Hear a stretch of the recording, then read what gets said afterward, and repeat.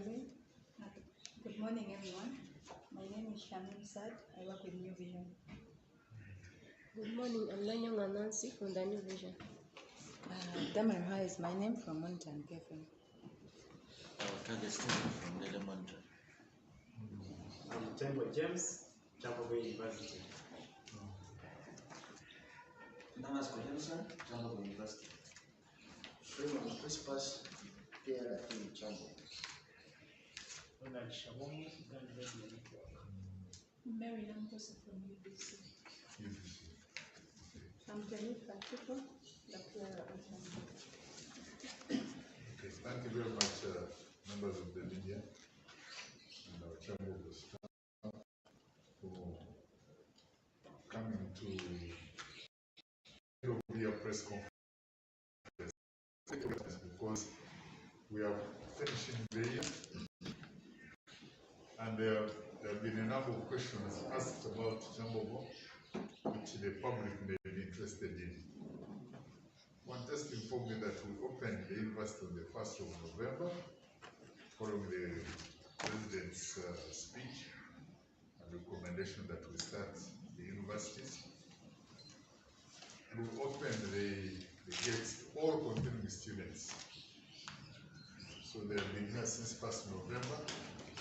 They have had their exams now. The exams will end tomorrow, 23rd, and then the students will go away for a short time. But we really want to thank God that this period, between 1st November and now, has been very peaceful. We've not had major issues with students. We have not had major issues with COVID.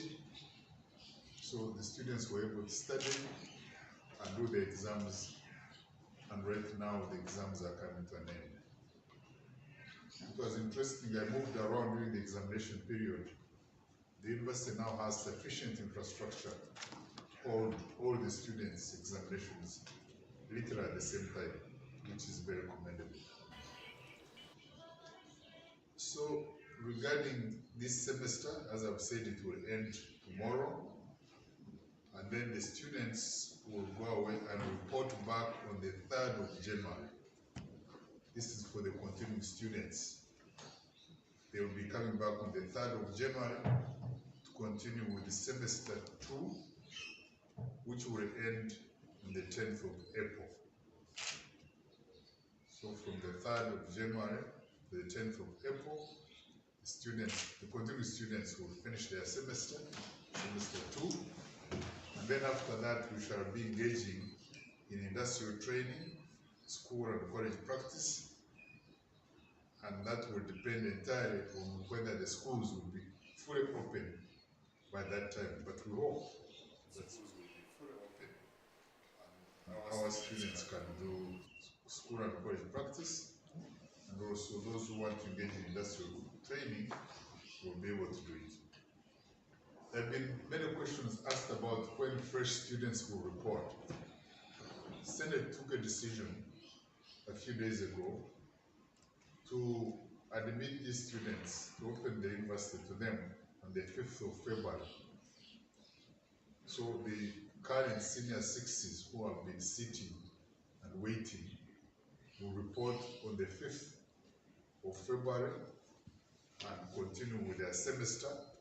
That will be their semester 1 up to the 8th of May. And the Senate took this decision to avoid a situation where students who have applied to come to Kyambogo will have to wait for a very long time. And also realizing that many other universities will open in RFM. I don't know whether there is any other university which is going to open in January. But once we do that, then we shall get in our students on the 5th of February. They will start with orientation. Most of them have been in the university system, so they may have a lot of questions to ask. So that will be the first thing we'll do with them. In both semesters and going forward, the university has agreed to intensify online learning and teaching. We're going to continue strengthening our ICT infrastructure to allow students to access materials online. And as I've said before, we want to request parents and guardians to provide their children or their learners with gadgets that can allow them access online teaching and learning. Because going forward, this is going to be the future of education in this country. And it's good that COVID came, because we have been lagging behind in embracing online teaching and learning. Other universities abroad have these programs running online. You can register for an MBA, you can register for all other courses and do them online. Even masters, PhDs, they're all running online. So I want to encourage our people to embrace online teaching and learning so that we can continue reaching our learners remotely. I know there are many people who are so skeptical about online teaching and learning, including students, student leaders, and members of staff, especially those who are fairly advanced in age like myself. They think IT is an animal they cannot handle. But going forward, we cannot do without ICT. Another thing we want to discuss is the new university structure. We now have a new university structure. You can give them those copies. Make reference to them. Don't have to take a lot of notes. I have everything written. So we have a new university structure. And this came about, already government was planning to restructure all public universities. And when we requested public service send us a team to restructure Kyambogo University, it was opportune because they wanted to start, and they started with Kyambogo University, structure the university. But the structure we had been using was the one of 2006. And the university had grown in stature, in size, in programs, and that structure of 2006 was no longer helping us to achieve our mandates. So we worked with the Ministry of Public Service, I think for about close to a year, and finally we got the structure approved by Kyambogo University Council in August 2020, and then Public Service approved the structure in November 2020, meaning that we are discussing Public Service on how to fund this new structure. So the changes we have noted as a result of the new structure is that the number of faculties and schools have increased, they have changed. For example, we had 6 faculties and 2 schools, but we now have 6 faculties, 6 schools, and 1 institute. And the institute that has been created is the Institute of Distance Education, e-learning, and learning centers.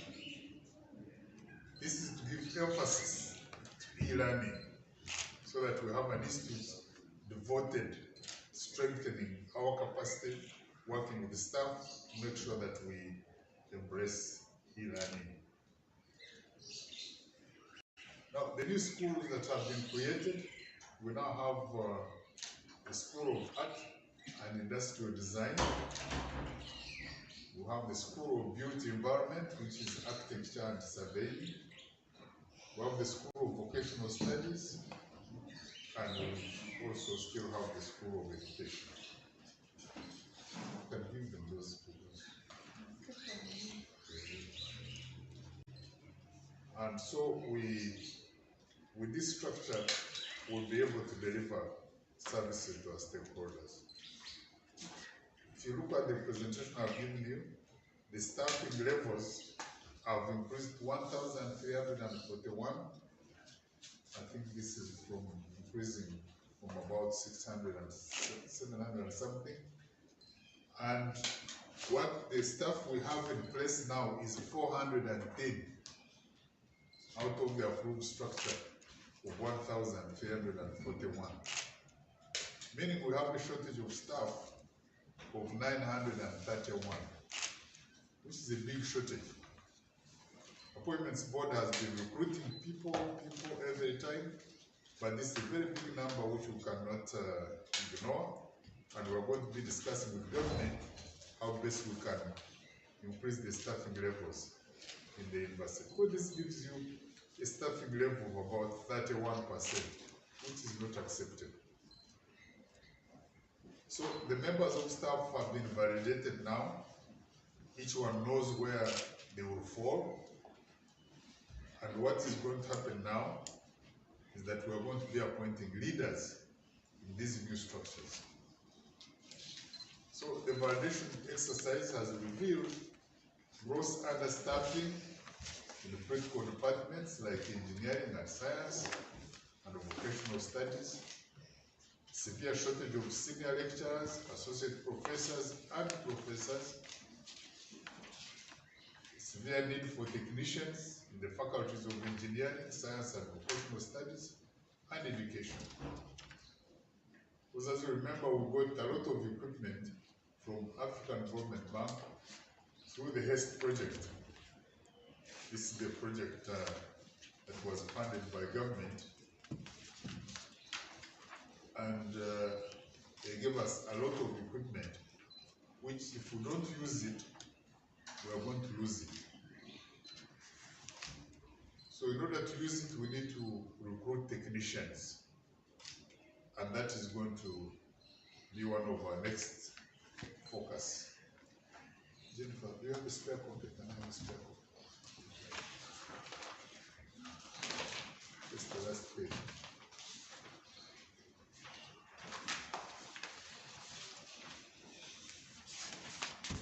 So with this new structure, we are going to be moving forward to make sure that we have some adequate staff to make sure that we are able to deliver our services. But we still have a shortage of senior members, senior lecturers, associate professors, and professors. And as I had communicated before, there are not enough professors and associate professors in all our institutions. I think the largest number is in Makerere, which is about 57, 58. And I think we're the next one, professors and associate professors. But we have very few, we are not enough to provide academic leadership. So we now have a scheme, I talked to you about this, to grow our own professors. And the council directed that we identify the very intelligent young people with first-class degrees and second-class upper degrees in different disciplines. We mentor them and then finally recruit them into the university service. This has now been done. We had about 65 graduate fellows. Now about 47 of them have completed their masters, and we have recruited them as assistant lecturers in various disciplines. And this is going to help us really move forward. One, having enough people to teach, and two, having people who are keen to develop into academicians. We have a situation where people have been recruited as assistant lecturers and they have been at that position until they retire. You're recruited in the university with masters, you just sit and sleep, and when it comes 60, you retire with your masters. That's very unfortunate, and we're not going to allow this to continue. But I'm also glad to say that some of these graduate fellows, some of them have already attained their PhDs in such a short time. So they will be appointed as lecturers very soon. Also to inform you about academic management information system. We have this new system which Kyambogo University and Makerere University have spearheaded the development.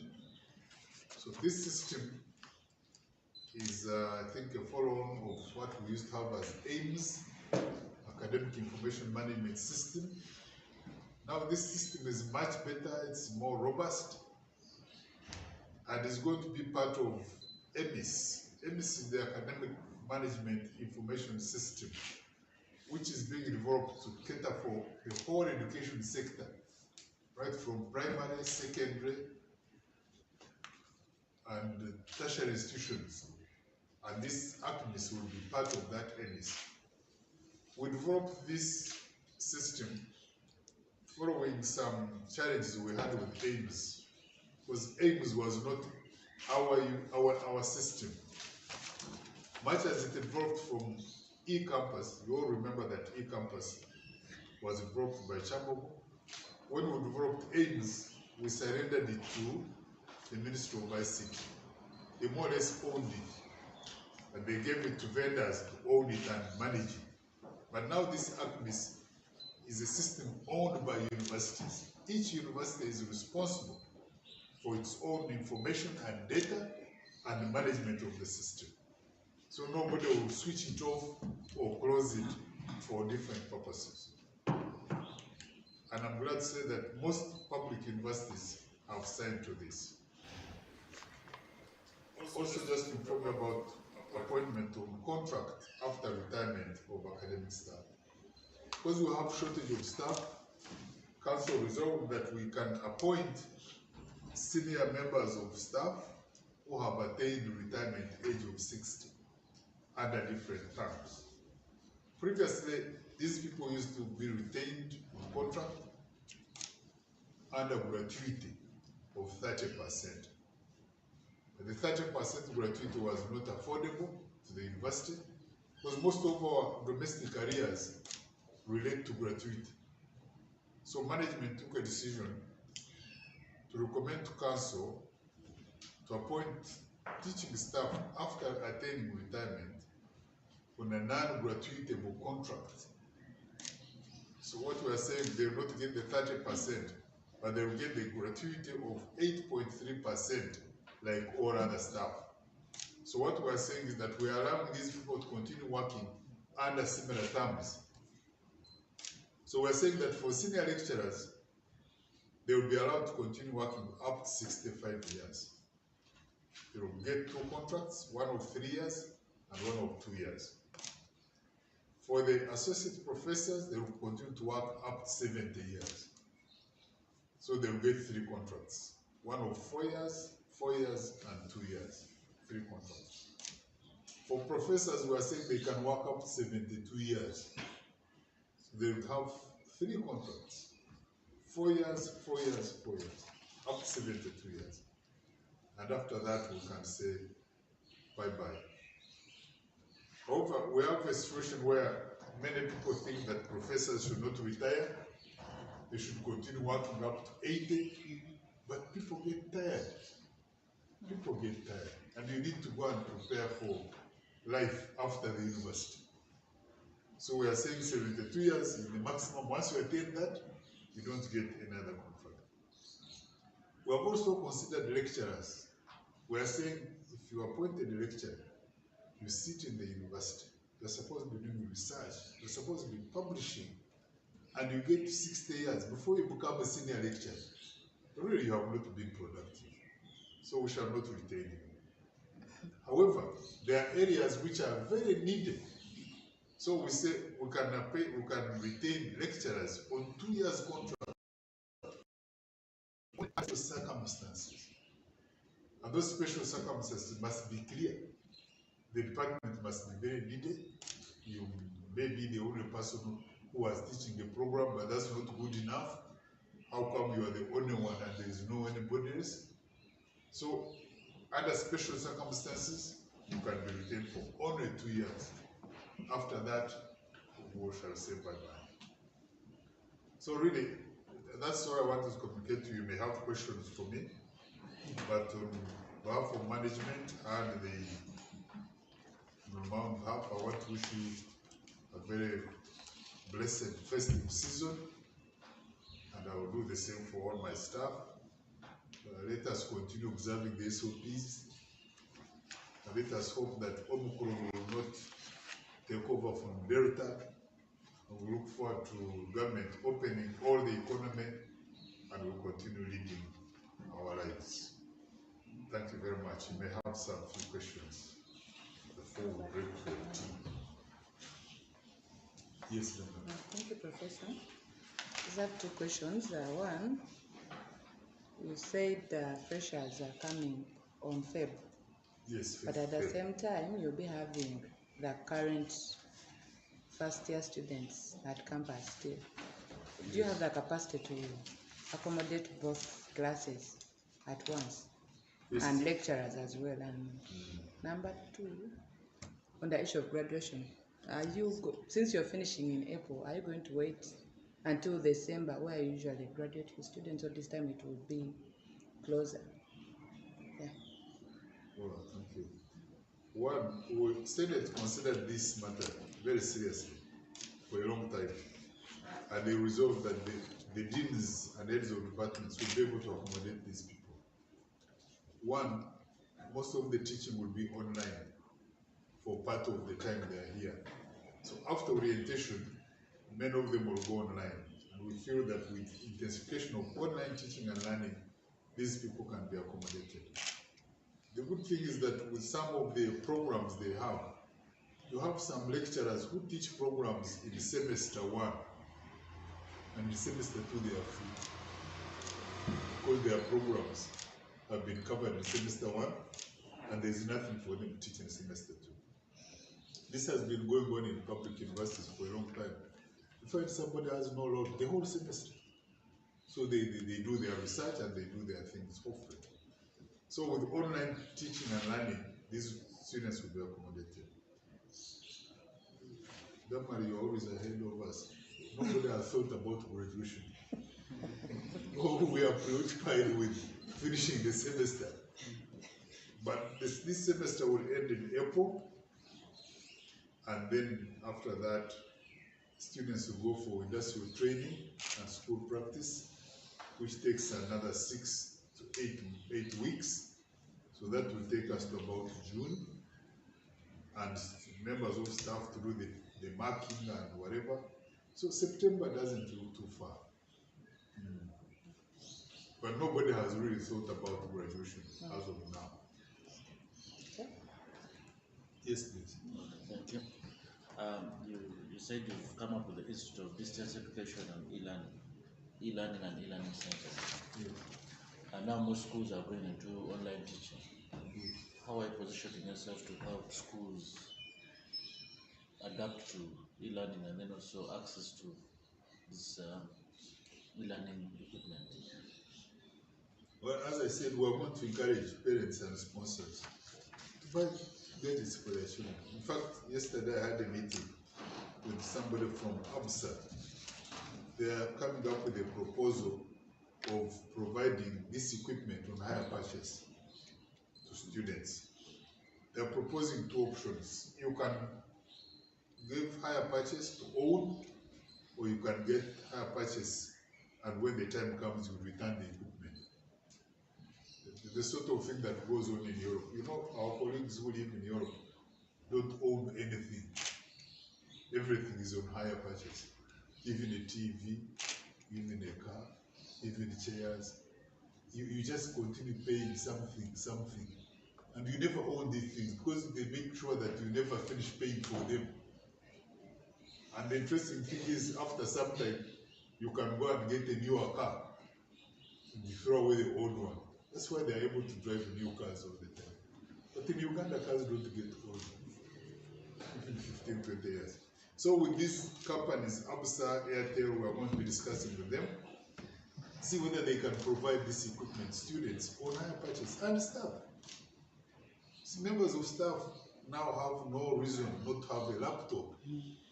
They have no reason, other than an attitude problem, saying let the university provide. Laptops are at 1.75 million, and you are earning 8 million. You cannot provide a laptop for yourself, for teaching and your own purposes. This is an attitude problem. It's not about economy. It's just an attitude problem. And I normally tell my staff that they have a poor attitude, and when I tell them, they say I'm arrogant. Sometimes they need to hear the truth. So, and then one other thing we are doing, we are increasing our bandwidth here. In fact, most students have demanded that we should have more hotspots on campus. Now the campus has very many hotspots, and students can come from wherever they stay. The students are very interesting. They don't want to be in the village. They have all come here. They want to be in Banda, in their hostel, then they come here, they attend lectures, and then go away. So once we have our bandwidth working properly, then students can access online teaching. The challenge with that, however, is the issue of power. We have a major issue of power supply, electricity supply. I've been fighting with many. I don't know what I can do to many.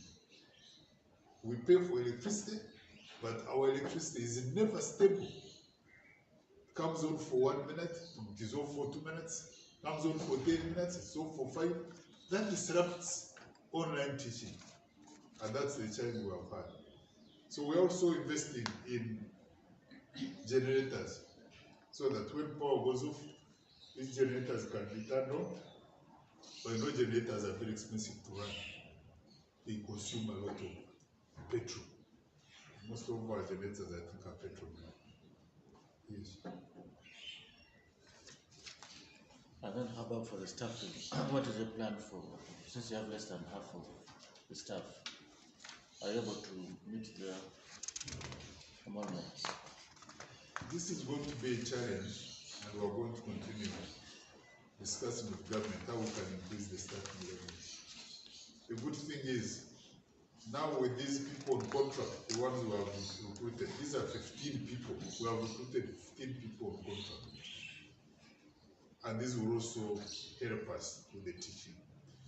But we have to continue engaging government to increase the staffing levels in public universities. All public universities are suffering the same. I used to think that we are better off, but I now realize we are not. So we must continue engaging government to give us more staff to do the teaching. In addition, the staff must review their curriculum and see the amount of teaching they are doing. Some of them, I think you have a curriculum indicating so many hours, but when it comes to actual delivery, they don't use all those hours.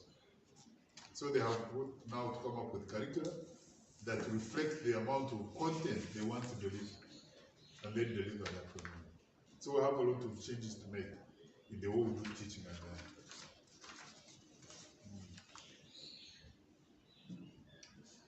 Any other questions? If not, we can stop here. We are now going into Christmas. I realize many people have already switched off. They are waiting for Christmas. And they are already in holiday mood. Jennifer will speak Luganda.